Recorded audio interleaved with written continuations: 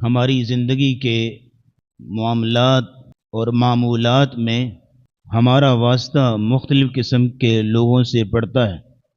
ایسا نہیں ہو سکتا کہ آپ اکیلے ہی دنیا میں زندگی گزار کر چلے جائیں۔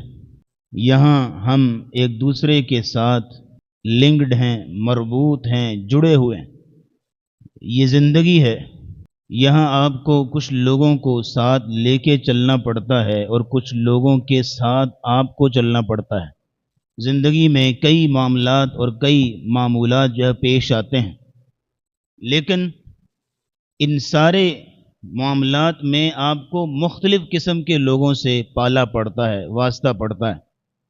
کچھ ایسے ہیں کہ جو مستقلاً آپ کے ساتھ جڑے ہوئے ہیں، جیسے آپ کے رشتہ دار ہیں، بیوی بچے ہیں، ماں باپ بہن بھائی ہیں، اور کچھ ایسے ہیں کہ جو وقتی طور پر آتے ہیں پھر بدلتے رہتے ہیں، جیسے بزنس پارٹنر ہوتے ہیں، کلائنٹ ہوتے ہیں، اسٹوڈنٹس کے لیے ٹیچرز اور ٹیچرز کے لیے اسٹوڈنٹس ہوتے ہیں، اور اسی طرح دیگر بھی۔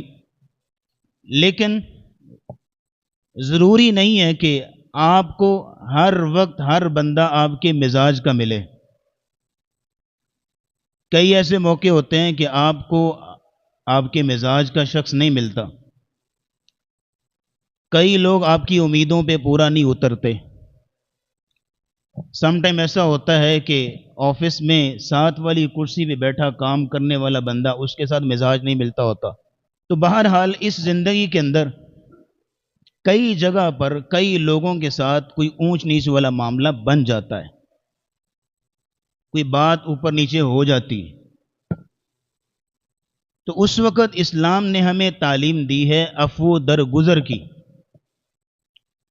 معاف کر لینا، معافی مانگ لینا، معذرت کرنا اور معذرت قبول کر لینا۔ یہ اسلام کا بڑا خوبصورت پہلو ہے۔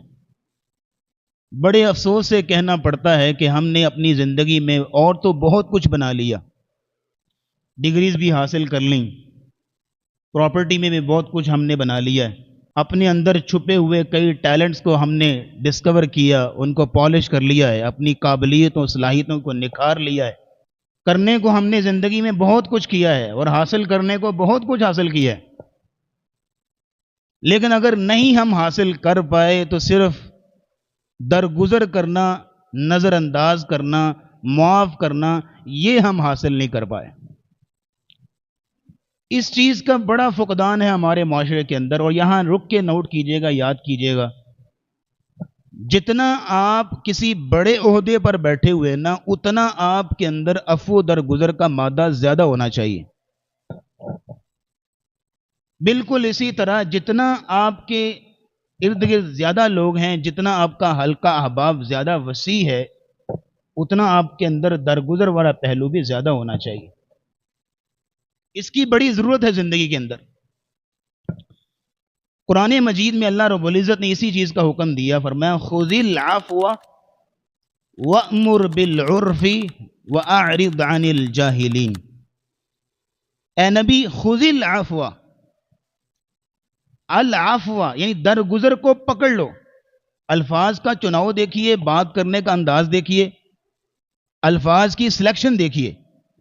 فرمایا خذ العفو، معافی کو پکڑ لو، اپنے مزاج کا حصہ بنا لو، اپنی طبیعت کا حصہ بنا لو، اور اپنے اندر یہ چیز ڈھال لو کہ العفو العفو العفو، معاف کرنا ہے، معافی مانگنی ہے، معذرت کرنی ہے، معذرت قبول کرنی ہے۔